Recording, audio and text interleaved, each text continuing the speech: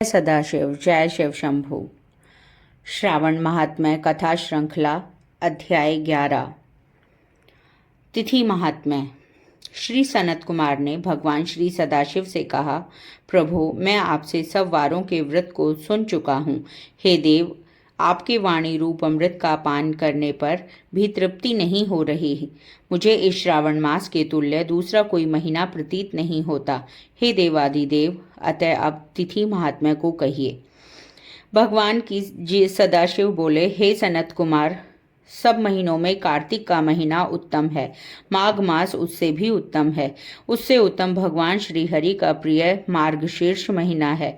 विश्व रूप ने अपने प्रिय इन 4 मासों को कहा है और 12 महीनों में से श्रावण का महीना शिव रूप बताया है। अब मैं श्रेष्ठ तिथियों को तुमसे कहूँगा। सभी तिथियों के जो व्रत हैं, यह सब मैं तुमको बतलाऊंगा। श्रावण मास की प्रतिपदा तिथि सोमवार युक्त हो तो उस मास में 5 सोमवार होंगे। ऐसे योग का रोटक व्रत नामक होगा। उस दिन मनुष्य को व्रत करना चाहिए या 3.5 मास का भी रोटक व्रत होता है। यह रोटक व्रत धन धान्य में वृद्धि करने वाला तथा संपूर्ण कामनाओं एवं सिद्धियों को देने वाला है। हे सोम्भ, मैं अब उस विधान को बतलाने जा रहा हूँ, तुम ध्यान पूर्वक सुनो। श्रावण मास के शुक्ल पक्ष की प्रतिपदा को प्रातः उठकर ज्ञानी को रोटक व्रत का संकल्प करना चाहिए। हे सूर श्रेष्ठ, आज से मैं रोटक व्रत करूंगा। हे जगत गुरु, आप मुझ पर कृपा करें। यो संकल्प करके प्रतिदिन भगवान सदाशिव का अर्चन करें। अस्त्र खंडित बिलपत्र, तुलसी पत्र, नीलकमल, कमल, कलहार, कुसुम, चंपा, मालती, कुंद, अर्क आदि पुष्पों तथा नाना प्रकार के ऋतुकालीन अन्य फूलों से धूप, दीप, नैवेद्य तथा नाना प्रकार के फूलों से अर्चन करना चाहिए। विशेष रूप से रोटकों का नैवेद्य अर्पण करना चाहिए। पुष्पाहार नाम से 5 रोटक बनाने चाहिए। उनमें से 2 रोटक ब्राह्मण को देने चाहिए। 2 रोटक आप खावें और 1 रोटक नैवेद्यार्थ भगवान सदाशिव को समर्पित करने चाहिए। अवशिष्ट अर्चन करके ज्ञानी को अर्घ्य देना चाहिए। केला, नारियल, जंबीरी, बिजोरा, नींबू, खजूर, ककड़ी, दाख, नारंगी, मातुलिंग, अखरोट, अनार और ऋतु में होने वाले फलों को अर्घ्य दान के लिए उत्तम कहा गया है। अब इस व्रत का पुण्यफल कहता हूँ, जो 7 सागर पर्यंत भूमि दान करने से प्राप्त होता है। मनुष्य को वह फल इस व्रत के सविधि करने से सहज में ही प्राप्त हो जाता है। वह मनुष्य जो अपार धन की प्राप्ति की इच्छा रखता है, उसको यह व्रत 5 वर्ष तक करना चाहिए। रोटक व्रतोद्यापन करना चाहिए। उद्यापन में सोने के 2 रोटक बनाने चाहिए। पहले दिन अधिवासन करके अन्य दिनों में प्रातःकाल शिव मंत्र द्वारा घी तथा सुंदर बिलपत्रों से हवन करना चाहिए। हे वत्स, इस प्रकार व्रत करने से मनुष्य की सभी मनोकामनाएं पूर्ण हो जाती हैं। हे महामुने, अब मैं तुम्हें द्वितीय के शुभ व्रत के संबंध में बतलाऊंगा, जिसके करने से मनुष्य को धन पुत्र की प्राप्ति हो जाती है। सुनो।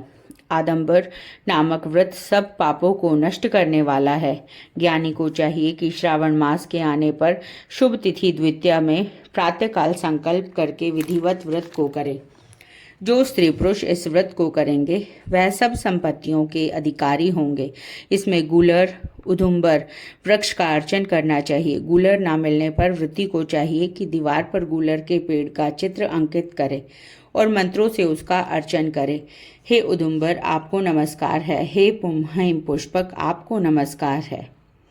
इसके पश्चात शुक्र तथा शिव का अर्चन करना चाहिए। गुलर के 33 फलों के 3 भाग करने चाहिए। इनमें से 11 फल ब्राह्मण को तथा 11 फल देवता को देने चाहिए। 11 फलों से स्वयं भोजन करना चाहिए। उस दिन अन्न बिल्कुल नहीं खाना चाहिए। रात को शुक्र तथा भगवान सदाशिव का अर्चन करके जागरण करना चाहिए। हे वत्स, इस प्रकार 11 वर्ष तक व्रत करना चाहिए। 11वें वर्ष की समाप्ति पर उद्यापन करना चाहिए। उद्यापन में सोने का फल, पुष्प, पत्र आदि के सहित गूलर का पेड़ बनवाकर उनमें सोने से बनी हुई भगवान शंकर तथा शुक्र की मूर्तियों का पूजन करना चाहिए। दूसरे दिन प्रातःकाल छोटे छोटे गूलर के फलों से 108 हवन करें। उदुम्बर की लकड़ी, घी तथा तिलों का हवन किया जाता है। हवन समाप्त होने के बाद आचार्य को पूजन करें। अपनी शक्ति के अनुसार ब्राह्मणों को भोजन करवाएं। हे तात, इस प्रकार व्रत करने से जो फलों से युक्त होता है, वैसे ही साधक के यहाँ बहुत से पुत्र होते हैं और उसके वंश की वृद्धि होती है। इस प्रकार सोने के फलों से लदा हुआ यह पेड़ है, उसी प्रकार व्रती भी धनपति हो जाता है। भगवान श्री सदाशिव ने कहा, मैंने यह व्रत किसी दूसरे पर प्रकट नहीं किया है। इस गोपनीय व्रत को केवल तुमसे ही कहा है। इसमें संशय न करके यह व्रत श्रद्धा और भक्ति से करना चाहिए। जय सदाशिव। शत शत नमन। धन्यवाद।